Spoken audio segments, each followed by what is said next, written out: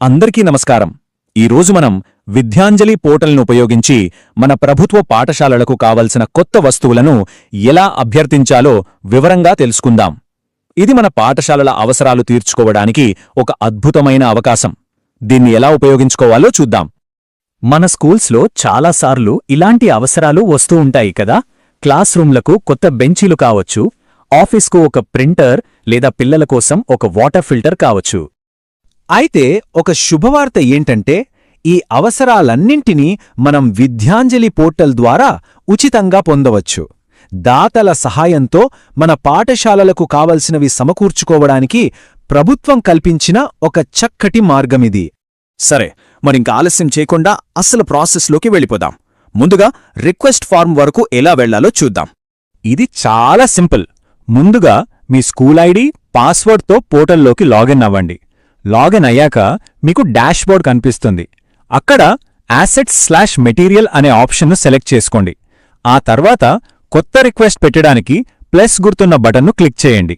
అంతే, మనం నేరుగా రిక్వెస్ట్ ఫామ్కి వెళ్ళిపోతాం.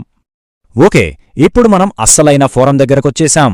ఇక్కడున్న ప్రతి ఫీల్డును ఎలా ఫిల్ చెయ్యాలో స్టెప్ బై స్టెప్ చూద్దాం. ఓకేనా? First field assets/material category. ఇక్కడ మనకు కావలసిన వస్తువు ఏ కేటగిరీ కిందకు వస్తుందో సెలెక్ట్ చేసుకోవాలి. ఫర్నిచరా, ఎలక్ట్రికల్ ఐటమా, లేక స్పోర్ట్స్ సామాగ్రి లాంటిదా అని సరైన ఆప్షన్ ఎంచుకోండి. Next assets/material name. ఇందాక మనం సెలెక్ట్ చేసిన కేటగిరీలో మనకు ప్రత్యేకంగా ఏ వస్తువు కావాలో ఇక్కడ ఎంచుకోవాలి. చూసుకోండి, అక్కడ డ్రాప్ డౌన్లో చాలా ఆప్షన్స్ ఉంటాయి. మనకు కావలసింది కరెక్ట్గా సెలెక్ట్ చేసుకోవాలి. ఆ తర్వాత మెయింటెనెన్స్ రిక్వైర్డ్ అని అడుగుతుంది. అంటే ఆ వస్తువుకు భవిష్యత్తులో ఏమైనా రిపేర్లు లేదా సర్వీసింగ్ అవసరం అవుతాయా అని.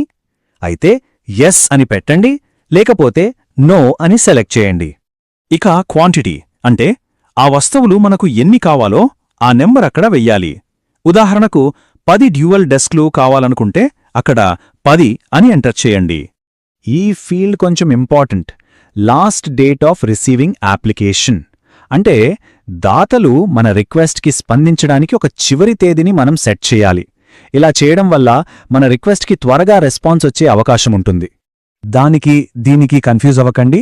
Expected date before material need అంటే మనకు ఆ వస్తువు ఏ తేదీలోపు స్కూల్కి చేరాలో ఇక్కడ మెన్షన్ చెయ్యాలి. ఇది మన అవసరం ఎంత అర్జెంటో దాతలకు తెలియజేస్తుంది. ఇప్పుడొచ్చే ఫీల్డు చాలా ముఖ్యం. అదే details of assets, material, equipment.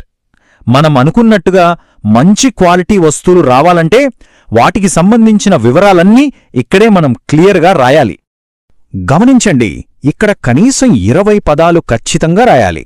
ఊరికే బెంచీలు కావాలి అని కాకుండా, ఉదాహరణకు మా స్కూల్లోని 5వ తరగతి విద్యార్థుల కోసం మంచి ఐరన్ ఫ్రేమ్తో టేక్ వుడ్ టాప్తో ఉన్న డ్యూయల్ డెస్కులు అవసరం అని వివరంగా రాస్తే డోలర్కి మన అవసరం బాగా అర్థమవుతుంది. అంతే, ఫారం ఫిల్ చేయడం దాదాపు అయిపోయింది. ఇంకా ఫైనల్ స్టెప్, దీన్ని అందరికీ కనిపించేలా ఎలా పబ్లిష్ చేయాలో చూసేద్దాం. ఇక్కడ 2 పనులు. కింద టర్మ్స్ అండ్ కండిషన్స్ బాక్స్లో ఒక టిక్ పెట్టండి. ఆ తర్వాత సేవ్ అండ్ పబ్లిష్ బటన్ను నొక్కండి. అంతే. అభినందనలు, మన రిక్వెస్ట్ ఇప్పుడు పోర్టల్లో లైవ్లో ఉంది.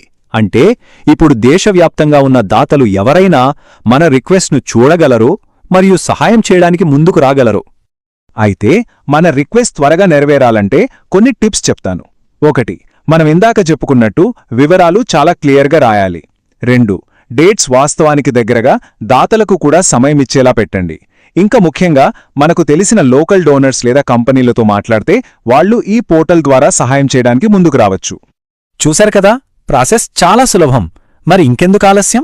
ఈరోజే మీ పాఠశాలకు అత్యవసరంగా కావాల్సిన వస్తువు ఏదో ఆలోచించి వెంటనే విద్యాంజలి పోర్టల్లో ఒక రిక్వెస్ట్ పెట్టండి. మన పిల్లలకు మంచి సౌకర్యాలు కల్పిద్దాం.